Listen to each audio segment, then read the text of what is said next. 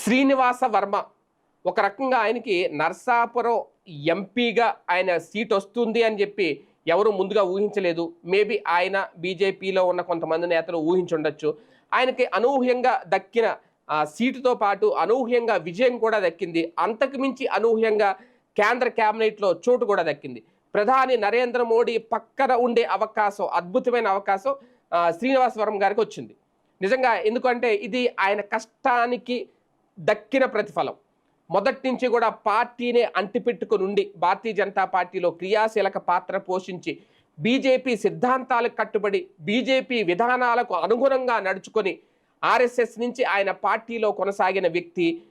ఎప్పటి నుంచో ఆయన భారతీయ జనతా పార్టీ విధానాలను సిద్ధాంతాలను ఉనికి పుచ్చుకొని ముందుకు సాగిన వ్యక్తి. ఆలస్యంగా వచ్చిన అనూహ్యంగా వచ్చిన అద్భుతమైన ప్రతిఫలం అయితే ఆయనకు దక్కింది అని చెప్పి అందరూ అనుకున్నారు.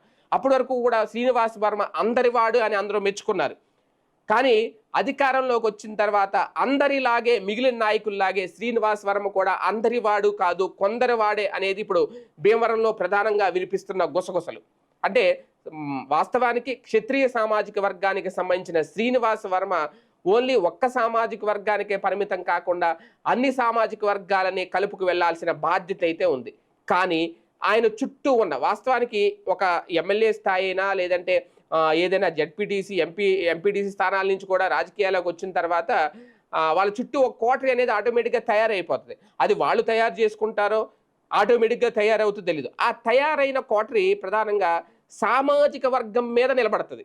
అంటే ఆ కోటరీలో అందరూ ఆ సామాజిక వర్గం వాళ్ళే ఉండాలి, బయట వాళ్ళని రానివ్వరు, బయట వాళ్ళని చిన్న చూపు చూస్తారు. సాధారణంగా వర్మ గారికి అదేమీ లేదు అని అనుకున్నారట. కానీ ఇప్పుడు ప్రధానంగా ఆయన కేంద్ర మంత్రి అయిన తర్వాత మొత్తం ఇప్పుడు ప్రధానంగా ఆయన మేనల్లుడు అక్కడ కీలక పాత్ర పోషిస్తున్నారట. ఆయనకి సంబంధించిన వ్యవహారాలన్నీ చూసుకుంటున్నారట. పిఎల్ అనే వాళ్ళు ఉంటారు, కానీ వాళ్ళందరూ నామకే వాస్తు. ఒక అపాయింట్మెంట్ ఇవ్వాలన్నా లేదంటే వర్మ గారిని కలవాలన్నా ఏ విషయంలోనే అయినా మాట్లాడాలన్నా మొత్తం ఆయన మేనల్లుడిని దాటి వెళ్ళడానికి అయితే లేదట. అంతేకాదు ఆయన చుట్టూ కూడా క్షత్రియ సామాజిక వర్గానికి సంబంధించిన వ్యక్తులు ఒక కోటరీగా ఏర్పడ్డారట.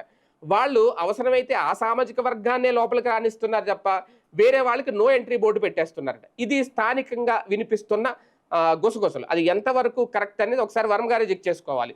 ఎందుకు అంటే ఇటువంటి పదవులు వచ్చినప్పుడు, ఇటువంటి ఒక పెద్ద పదవులు అనూహ్యంగా లభించినప్పుడు, ఆయన కష్టానికి మంచి ప్రతిఫలం దక్కినప్పుడు ఆ కష్టానికి సంబంధించి ఎప్పుడు ప్రజల్లో ఉండాలి. ఇప్పుడు ఆయన ఒక ఎంపీగా ఒక కేంద్ర మంత్రిగా కొనసాగుతున్నారు. ఆయన పరిధిలో చాలా అంశాలే ప్రజలకు సేవ చేసేట్టు. అధికారం వచ్చిందే ప్రజలకు సేవ చేయడానికి, ప్రజలకు అందుబాటులో ఉండడానికి. అంతే తప్ప ప్రజల దగ్గరికి ఓకే ఆయనకి ఆయన వెళ్తే ఓకే, ప్రజలకు కూడా ఆయన దగ్గరికి వెళ్ళే అవకాశం ఉండాలి. ప్రజలు కూడా చాలామంది వాళ్ళ సమస్యలను చెప్పుకునే అవకాశం కల్పించాలి. అంతే తప్ప ఏదో తూతూ మంత్రంగా వాళ్ళు వచ్చారు, వీళ్ళని కలిసాం వాళ్ళని కలిసాం ఏదో చేసేసామని కాకుండా చాలామంది వెనుదిరుగుతున్నారు.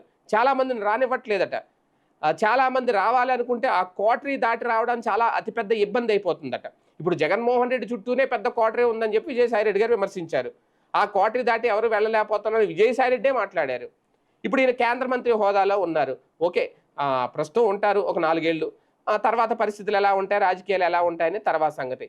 కానీ ఇప్పుడు చేసే పని లేదంటే ఇప్పుడు ఆయన శక్తి సామర్థ్యాలు ప్రజలకు ఆయన ఇప్పుడు చేసే సేవనే ప్రజలు రేపొద్దున మైండ్లో పెట్టుకుంటారు. ఒకప్పుడు అదే నరసాపురం పార్లమెంట్ నియోజకవర్గం నుంచి రఘురామకృష్ణరాజు గారి విషయంలో అప్పట్లో ఓకే అక్కడ ఎక్కువ క్షత్రియ సామాజిక వర్గమే రాజ్యాన్ని వెళ్తుంది, కరెక్టే కాదన్నాను.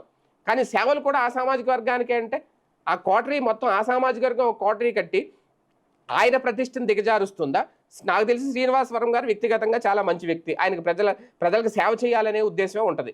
ఆ ఉద్దేశంతోనే ఆయన రాజకీయాల్లోకి వచ్చారు. ఆ ఉద్దేశంతోనే మొదటి నుంచి భారతీయ జనతా పార్టీని అంటిపెట్టుకొని ఉన్నారు. కాకపోతే ఈ చుట్టూ ఉన్న కోటరీ ఏదైతే ఉంటుందో అది శ్రీనివాస్ వర్మ గారికి మంచి చేస్తుందా చెడు చేస్తుందా అనేది ఒకసారి ఆయనే అబ్జర్వ్ చేస్తే